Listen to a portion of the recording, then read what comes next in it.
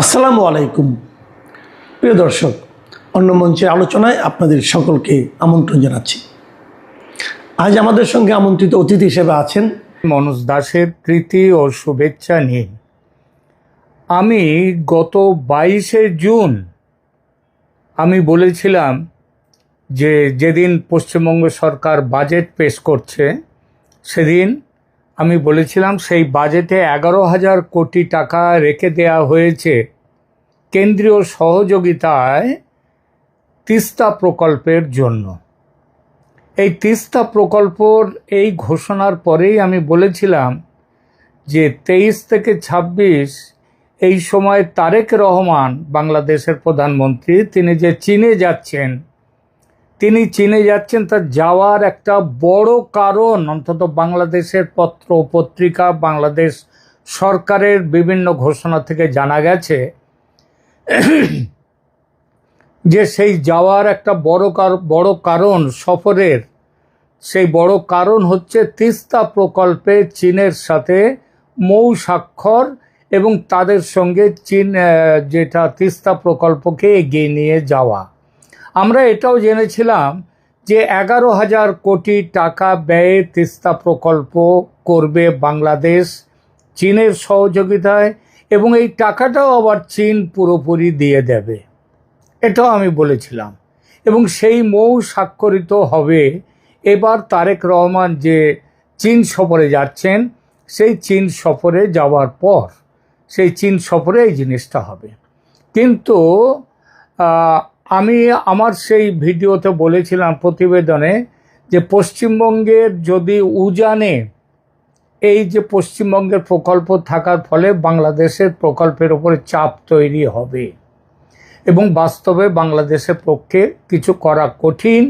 সুতরাং এই পরিস্থিতিতে বাংলাদেশ চীনের মৌ স্বাক্ষর তিস্তা নিয়ে আদৌ হবে কিনা আমি এই সন্দেহ সেদিন জানিয়েছিলাম এবং দেখা গেল বাস্তবে ঠিক তাই হয়েছে।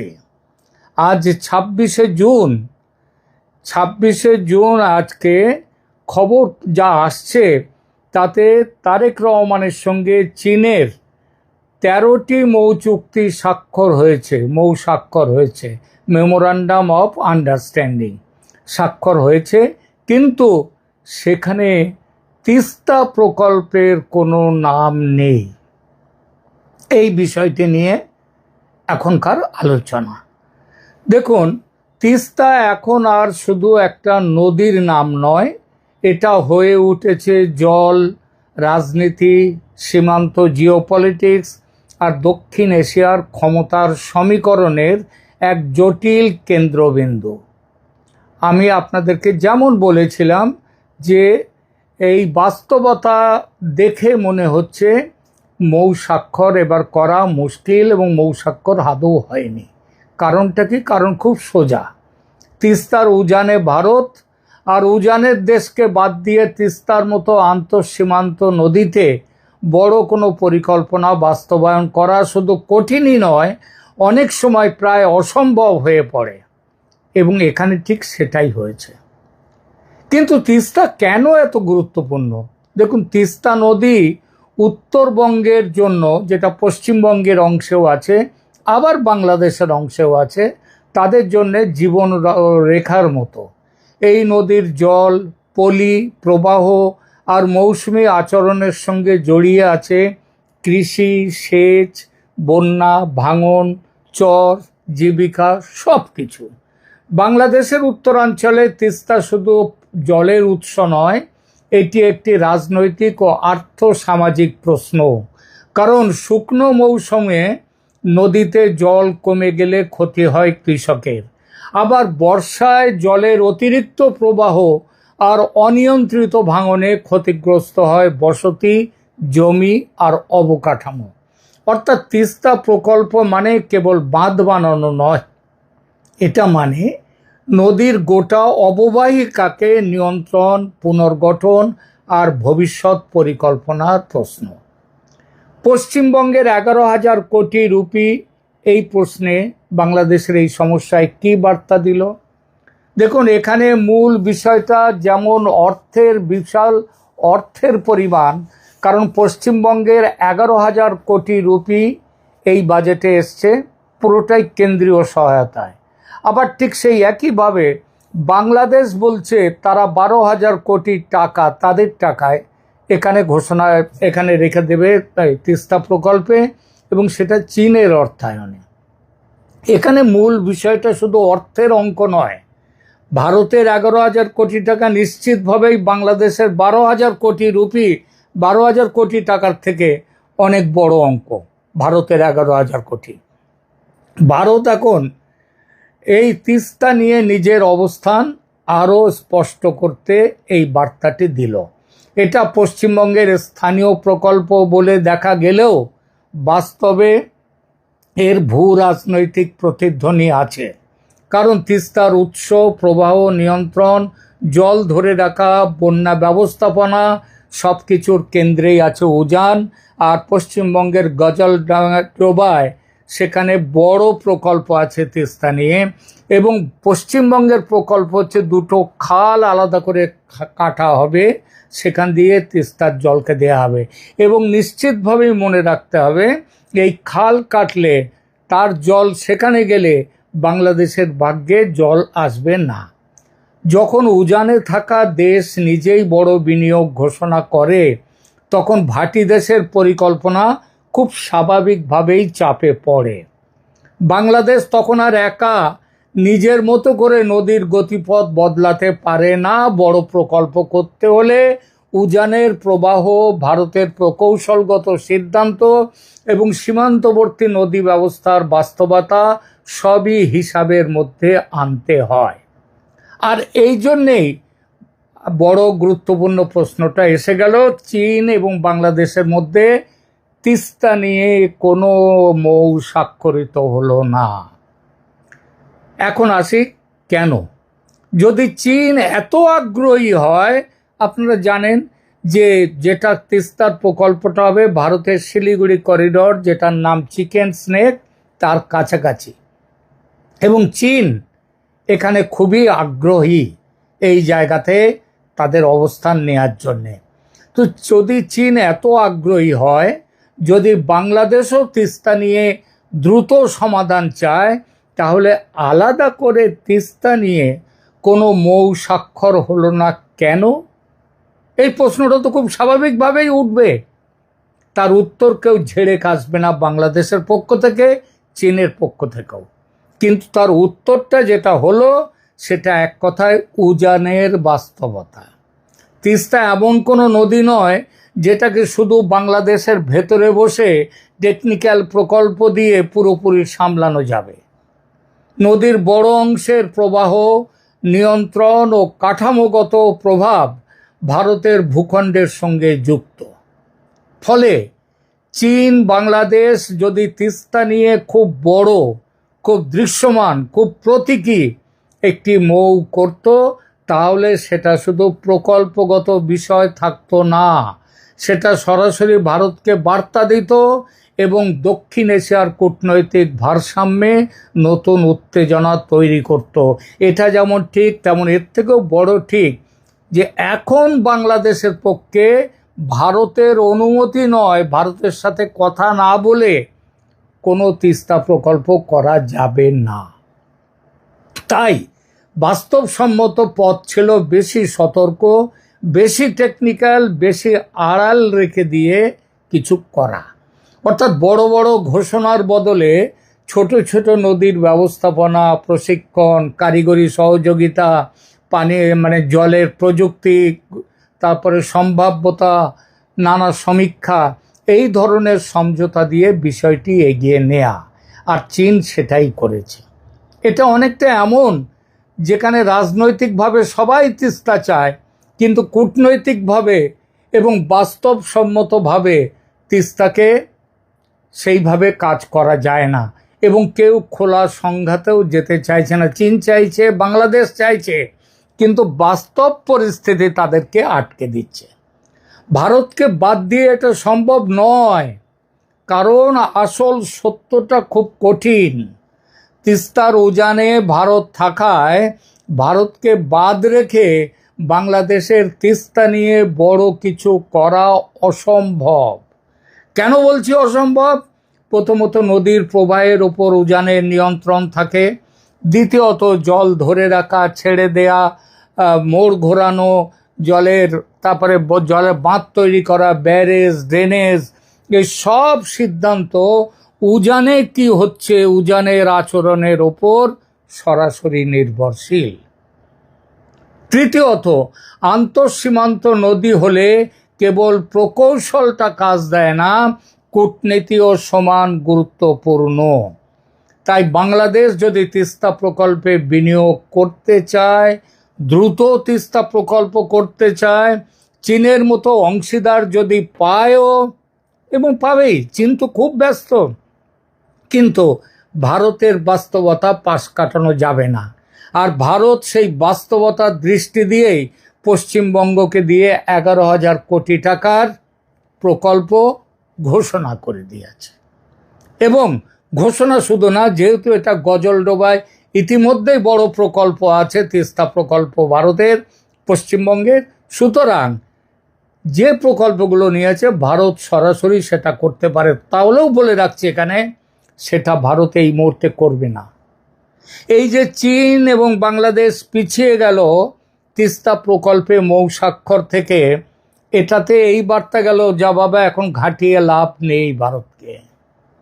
ভারত যদি ওই প্রকল্প করে ওই খাল কেটে যদি তিস্তাকে নিয়ে যায় ভেতরের দিকে, তাহলে বাংলাদেশে যে জল পাচ্ছে সে জল শুকা মরশুমে সেটা পাবে না, আর বর্ষার মৌসুমে তখন জলের চোটে বন্যা হবে। সুতরাং বাংলাদেশ এবং চীন সমঝে গেছে, বুঝে গেছে এই মুহূর্তে এগিয়ে লাভ নেই।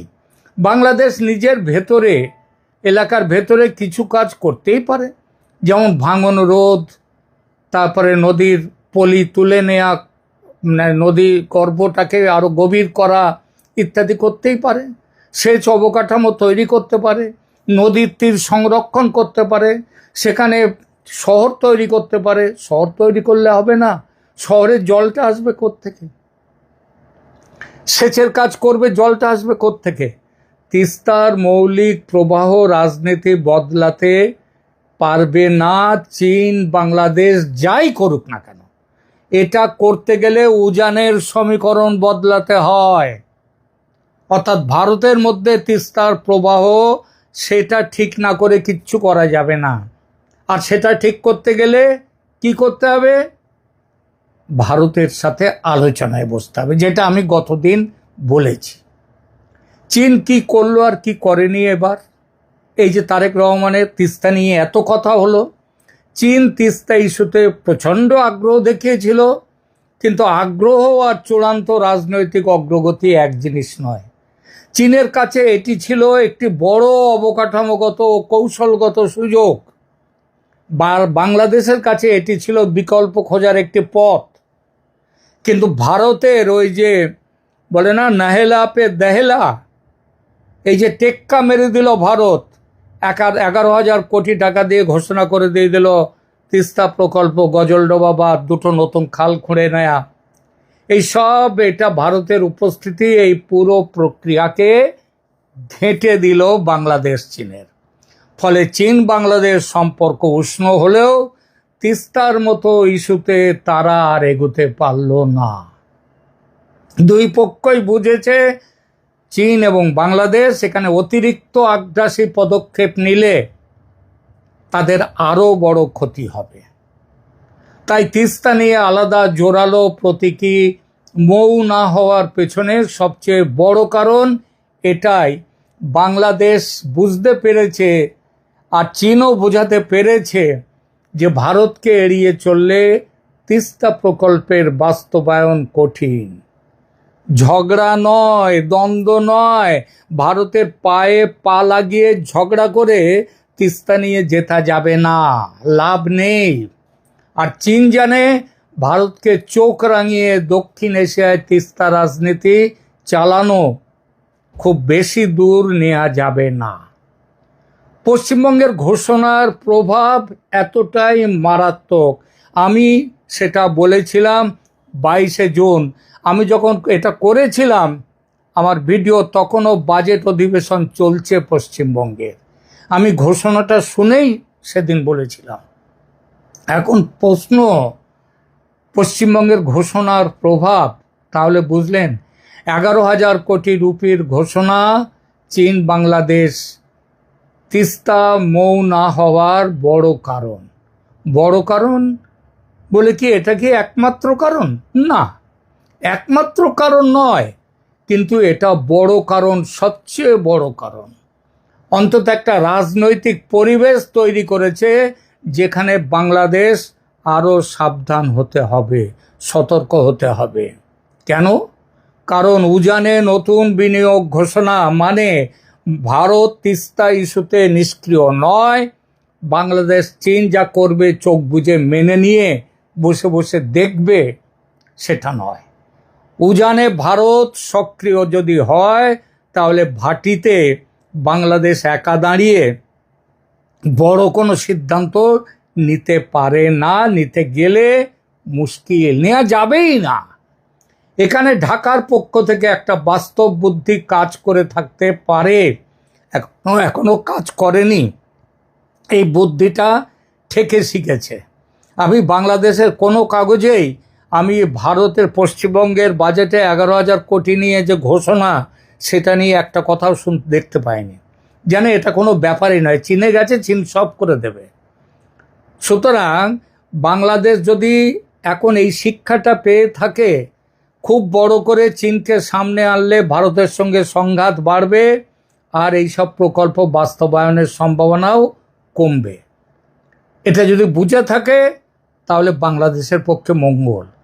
পশ্চিমবঙ্গের ঘোষণা হয়তো তিস্তা মৌকে সরাসরি থামিয়ে দেয়নি, কারণ তারা তো কেউ বলেনি যে পশ্চিমবঙ্গের ঘোষণা আমরা এটা করে দিয়েছি, পশ্চিমবঙ্গে এটা বলেছে বলেই আমরা মৌ স্বাক্ষর করতে পারিনি, এটা কেউ বলেনি, বলেও না। কিন্তু তা যে এই সিদ্ধান্তে প্রভাব ফেলেছে সেটা বোঝা যাচ্ছে। বাংলাদেশ বিষয়টিকে নিয়ে আর এগোতে চায়নি। বাংলাদেশের সামনে কি পথ আছে তাহলে? এখন দেখুন, বাংলাদেশের সামনে 3টে পথ আছে। এক, তিস্তা নিয়ে ভারতের সঙ্গে আলোচনায় বসা, তিস্তার জল নিয়ে দীর্ঘমেয়াদী জল চুক্তির জন্য চাপ বাড়িয়ে যাওয়া, ভারতের সঙ্গে আলোচনায় বসে একটা সিদ্ধান্তে চালিয়ে যাওয়া। আপনাদের হয়তো মনে আছে 2011-এ তো একটা জল বন্টন চুক্তি হয়েই যাচ্ছিল। মনমোহন সিং চলে গিয়েছিলেন শেখ হাসিনার সঙ্গে কথা বলতে ঢাকায়, আটকে দিয়েছিলেন মমতা ব্যানার্জি। তারপর মমতা ব্যানার্জি তো এখন চলে গেছেন, এখন ভারতে রয়েছে নরেন্দ্র মোদীর সরকার। যদিও বাংলাদেশে ভারত যাদেরকে বন্ধু বলে ভাবে সেই শেখ হাসিনার সরকার ছিল, কিন্তু এখন শেখ হাসিনার সরকার নেই, তারেক রহমানের সরকার আছে। কিন্তু এখন তো পশ্চিমবঙ্গে মমতা ব্যানার্জির সরকারও নেই, যিনি সেদিন আটকে দিয়েছিলেন। সুতরাং ভারতের সঙ্গে কথায় বসতে পারে, আলোচনায় বসতে পারে। দ্বিতীয়ত, চীনের সঙ্গে প্রযুক্তিগত ও অবকাঠামো সহযোগিতার প্রস্তাবকে ধরে রাখা, কিন্তু এই ব্যাপারে আর না এগোলে কি হবে? ভারত বিশ্বাসযোগ্য জায়গায় নিতে পারবে না বাংলাদেশকে। 3, তাহলে চীনকে দিয়ে কি করবে? বাংলাদেশের নদীমাতৃক দেশ বাংলাদেশ, তার ভেতরে নদীর ব্যবস্থাপনা, সেচ, ভাঙন রোধ, পলি তুলে দেওয়া, খনন করা, অববাহিকা পরিকল্পনা, এই কাজগুলোকে নিয়ে এগিয়ে যাওয়া। কিন্তু মনে রাখতে হবে বাংলাদেশের সব নদীরই উৎস হচ্ছে ভারত, ভারতের মধ্য দিয়ে যাচ্ছে। সুতরাং সবচেয়ে বাস্তবসম্মত পথ হচ্ছে এই 3টের জিনিসের মিশ্রণ। কারণ তিস্তা কোনো একক সমাধানের নদী নয়, এটা বহুমাত্রিক সমস্যা। আর ভূগোল, পরিবেশ, অর্থনীতি, রাজনীতি আর কূটনীতির জটিল অঙ্ক। সুতরাং যেটা স্পষ্ট হয়ে উঠছে তা হলো পশ্চিমবঙ্গের 11,000 কোটি রুপি বরাদ্দ শুধু আরেকটি প্রকল্প ঘোষণা নয়, এটা তিস্তা অঞ্চলে ভারতের সক্রিয় অবস্থানের দৃঢ় ইঙ্গিত। আর সেই ইঙ্গিতই বাংলাদেশকে চীনের সঙ্গে খুব বড়, খুব দৃশ্যমান তিস্তা মৌয়ের পথে যেতে নিরুৎসাহিত করেছে এবং চীন তাদেরকে বোঝাতে পেরেছে যে এভাবে কাজ হবে না, অনেক ঠেকে শিখেছে।